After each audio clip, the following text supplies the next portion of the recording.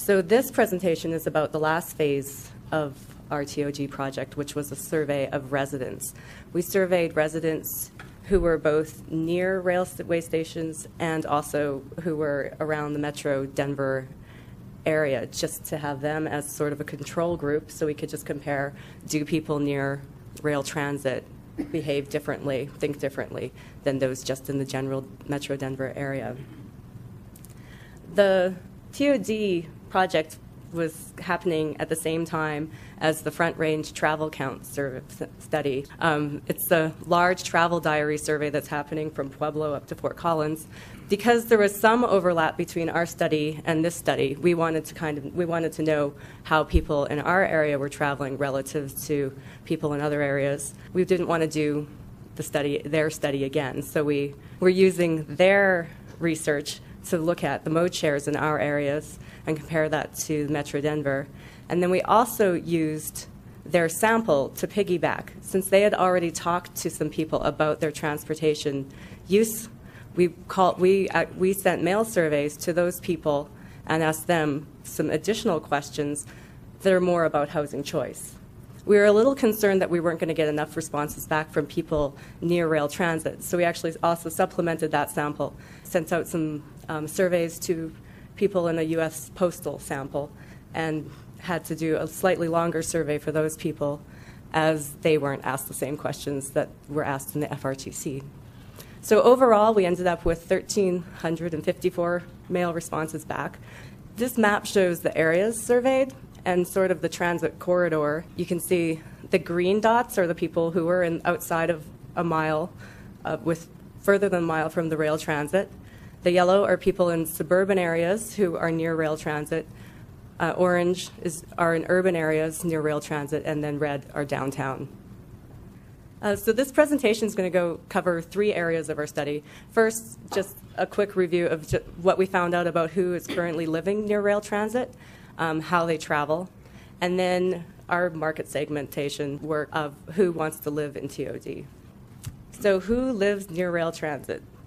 The people downtown, they're younger, they're more likely to live alone, they're less likely to have children, and they're more likely to be students in school. The suburban residents near transit are more similar to the residents that live further than a mile from transit, and less similar to those in the downtown and the urban areas around transit. Downtown residents are also more likely to rent. They're more likely to have smaller homes, which goes along with fewer people in their home, and to have fewer cars and less parking. They have fewer cars, both overall and per person. The fact that there's a lot of people who live alone isn't the only reason that there are fewer cars.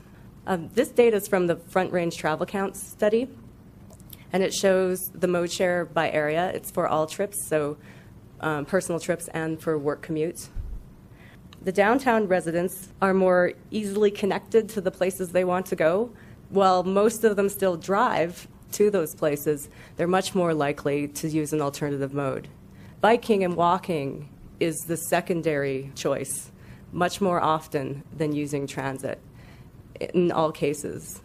The further you get from downtown, the less people use alternate modes, and also the further you live away from rail transit, which is that bottom part, the 0.5 miles, the 0.5 to 1 mile, and the more than 1 mile.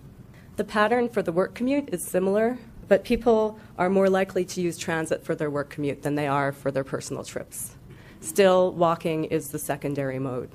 Residents were asked about whether a variety of destinations were too far for them to walk to or about right for them to walk to. And this slide shows the proportion who thought the places were too far to walk to. This doesn't really discuss whether or not people care if it's too far to walk to. I mean, I'm sure there's a lot of people who are more than a mile that don't really care if they can't walk to some of these places. But you can see more people downtown feel like they can access more services, more amenities. Only 15% are too far from a rail transit station. Only 30% think they're too far from retail stores. Only 8% think they're too far from restaurants, coffee shops, or bars. And even for employment, only 41% of those downtown think they're too far to walk to their employment. Fewer people think they're too far to get to destinations using transit. but the pattern's the same. People downtown are more connected than those who live in the urban, suburban areas, or those people who are farther than a mile from transit. Respondents were asked to rate how important 39 housing and neighborhood characteristics were in choosing their current home. This is where we did our market segmentation analysis, and we did a cluster analysis that grouped people who had similar answers to these 39 questions. We came up with 3 groups of people. The first were access focused. They were just 26% of our population. They were most concerned about what's nearby. They were really concerned about being near restaurants, parks, shopping, and other amenities. They were less concerned about their living space. They were also concerned about transit, but access for them was primarily to amenities, or like restaurants and parks, and secondarily to transit. The largest group was the home-focused group. They were really interested in quiet, low-crime neighborhoods with little traffic. They were very concerned about how big their house is and how big their yard is. They want access to the freeway, and they want more room for parking. And then the third group was what we called the cost-focused group.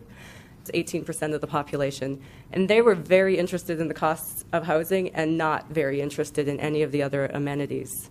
I called them cost-focused because they were very interested in cost, but they were also somewhat of a disinterested group.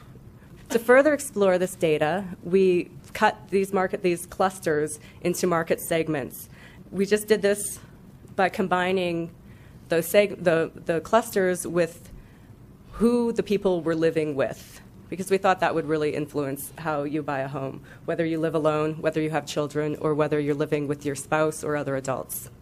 However, we didn't split out the cost group because they just didn't have a lot of opinions about other amenities. This pie chart shows what proportion of the whole population were in each segment. If you ignore the cost group, half of the 20% of the people who live alone were access focused, whereas 33% of those living with a spouse or other adult were access focused, and only 15% of those with children were access focused. These groups were defined by how they valued different housing and neighborhood amenities. These next charts on the next few slides show how the average importance ratings differ by segments. On average, the access segments care more about access to transit than other segments, with those who share their house with other adults caring the most about transit.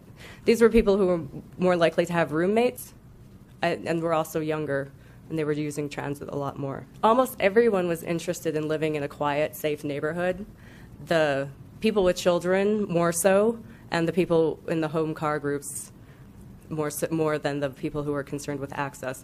But everyone rated it as at least as important. Diversity in neighborhood, this was diversity in the types of housing in the neighborhood, as well as diversity in the people in your neighborhood. And as you can see, it was a much bigger concern for access-focused people than the home and car-focused group. As we were saying before, that walking to amenities in your neighborhood was very important to the access people.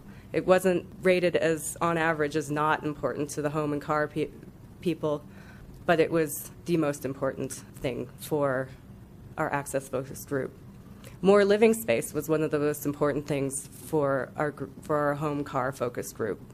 This chart, which summarizes the last few slides and also some other amenities that we looked at, for me, the big take-home message here is that the people who are access-focused just care about a lot more things. They're really looking for a whole package in their neighborhood. They don't just want a good house with a good yard. They want to have diversity. They want to walk to amenities. They want good connections for their bikes. They want to be close to downtown, and they want to be close to the workplace. So access to a lot of different things are very important to them. The home car focused access to their workplace, interaction with their neighbors were important. Quiet, safe neighborhood, and more living space were important. Then, of course, school quality was very important to everyone with children. These segments varied in their housing needs and also in their demographics. Those living alone were more likely to work full-time, whether they were access-focused or home-focused, and they were more likely to have a higher income per adult in the household. Those living alone who were more concerned about access were less likely to be retired or working part-time than those living alone who were home-focused. For those living with others, The home-focused residents were more likely to have higher incomes than the access-focused residents. Access-focused residents sharing a home with other adults were more likely to be employed part-time and to be younger than their home-focused counterparts. Access-focused residents sharing a home with other adults are also more likely to live with an unrelated adult rather than a spouse. Access-focused residents also have smaller households on average than those who are home-focused, and those with children have fewer children. So they just have smaller households. While home-focused residents have more people in their household, they also have more rooms per people. So their houses are significantly larger. They also have more cars, and they also have more parking and fewer bikes. Access-focused residents are more likely to rent. They're less likely to live in a single-family home, which goes along often with renting. And they're more likely to live near rail transit, especially more likely to live downtown. Respondents were asked to either rate their satisfaction with several potential features of their current neighborhood or home, or indicate if that feature just wasn't relevant to them. Most residents were satisfied with the amenities that they had said were important when choosing their home. For example, home-focused residents were happy with the size of their yard, and access-focused residents were happy with the nearness of grocery stores.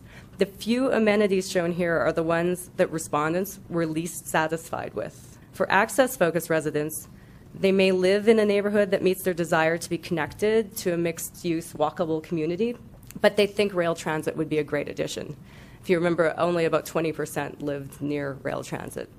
93% of those who lived alone said that it did apply to them, that was important, and only 46% were satisfied with their access. For the home and car-focused residents, walkability and access to rail transit are amenities that they, throughout the survey, did not prioritize.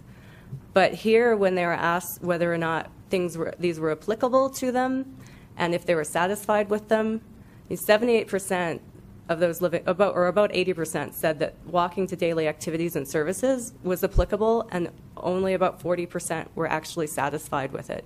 This is sort of one place where they showed that while if you ask them about it, they're not going to prioritize it. It is an amenity that they value.